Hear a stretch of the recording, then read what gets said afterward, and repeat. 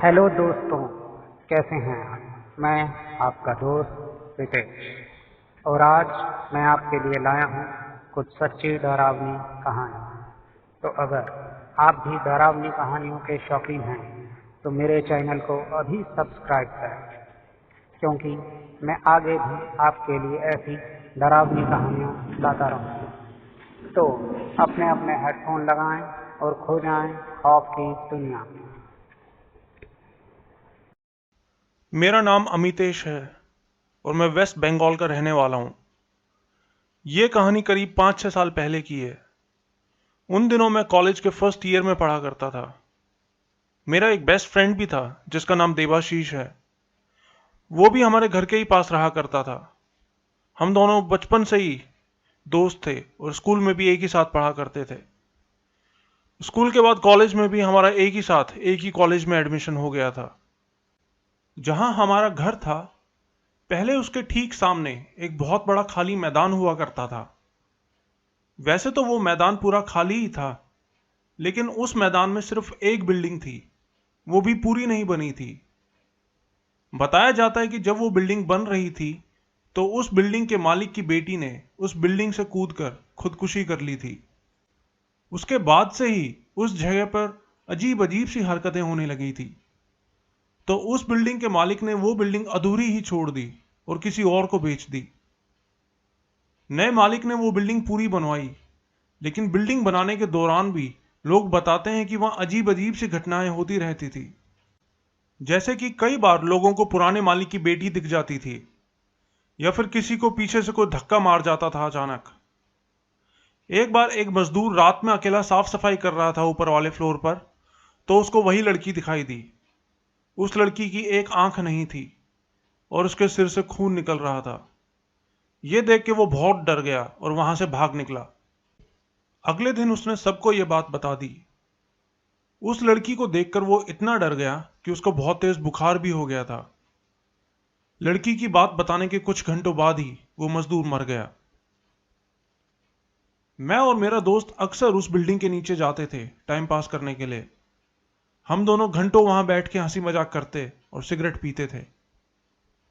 एक दिन मैंने अपने दोस्त से बोला कि चलो छठी मंजिल पर चलते हैं जहां से वो लड़की कूदी थी। मेरे दोस्त ने ऊपर जाने से साफ मना कर दिया।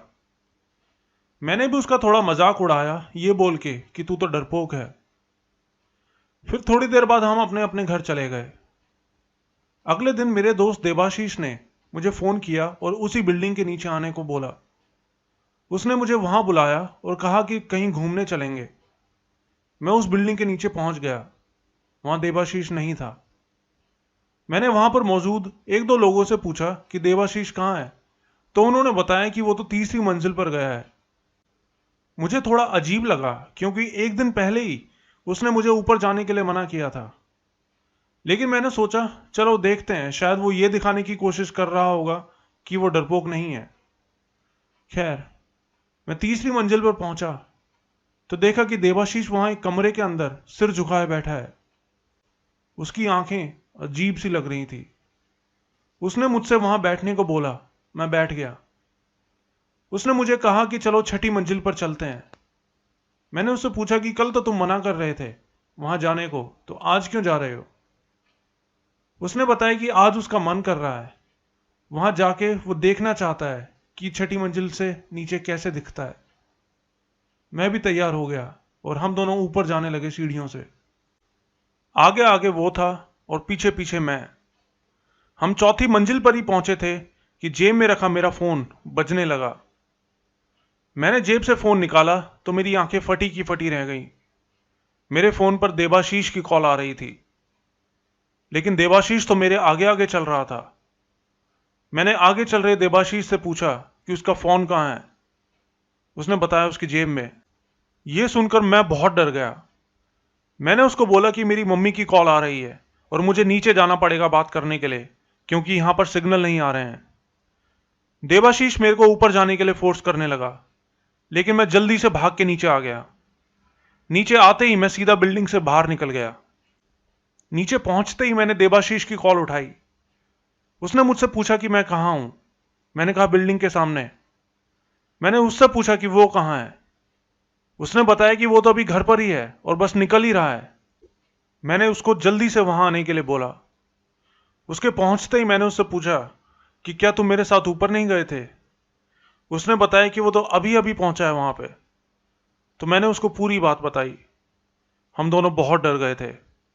हमने जल्दी से कुछ लोगों को इकट्ठा किया और ऊपर गए उस साए को ढूंढने के लिए जो मुझे ऊपर ले जा रहा था। लेकिन ऊपर हमें कोई नहीं मिला। उस बात के बारे में सोचकर मैं आज भी बहुत डर जाता हूं। पता नहीं वो कौन था और मुझे कहां ले जा रहा था। दोस्तों, आपको हमारी ये कहानी कैसी लगी कमेंट बॉक्स में ज़रूर बताएं और साथ ही लाइक और शेयर करना ना भूलें।